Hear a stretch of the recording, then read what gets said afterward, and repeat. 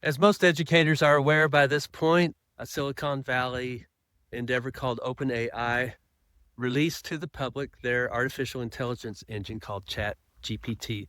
Free to use, easy to plug into, and really powerful.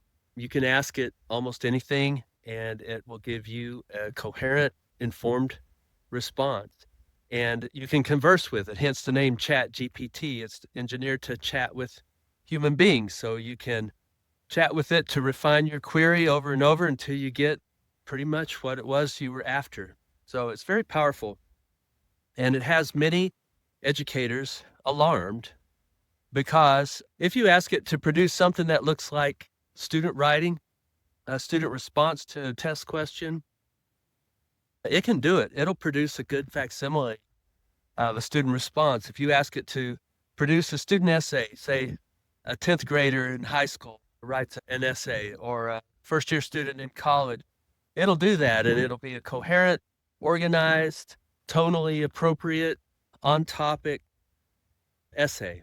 And so, of course, it raises the question, well, how will instructors know that students are doing their own work, demonstrating their capabilities? How do we know that they're not using ChatGPT? Because it's not easy to detect.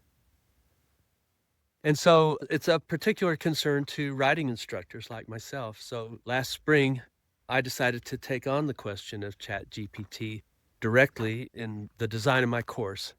The first unit of my course for first-year composition students is aimed at rhetorical analysis. And so I made ChatGPT the focus of that unit. I asked students to go out and find a handful of articles on that topic.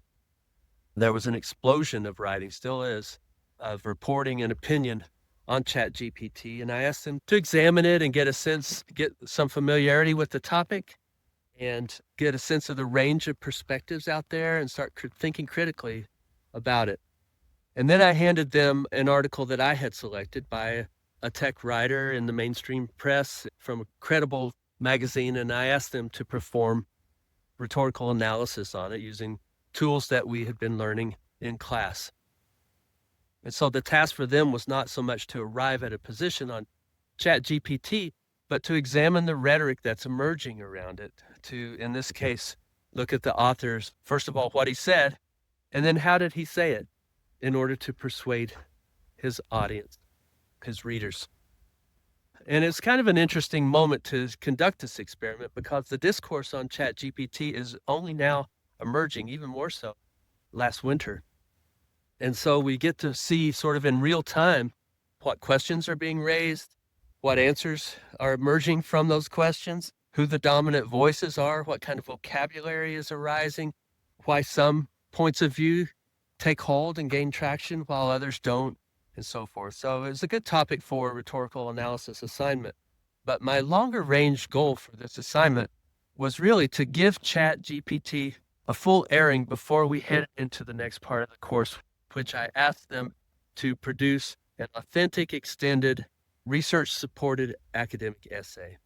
And this is the point at which I think writing instructors might get most nervous about the existence of ChatGPT, because this is the point at which you're really asking students to demonstrate their capabilities, and there's a good chance that we won't be able to detect whether or not they produced the work themselves or whether they got the help of this artificial intelligence engine.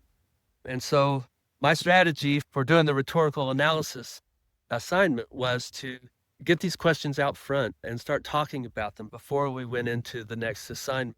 And it gave us an opportunity to begin thinking about questions of accuracy, of accountability, of authenticity, of what counts as critical thinking, of the difference between the imprint of a messy human mind versus the kind of text that ChatGPT produces. And most of all, it raised questions of ethics. In my next video, I'm going to take up those questions of ethics that arose during our class.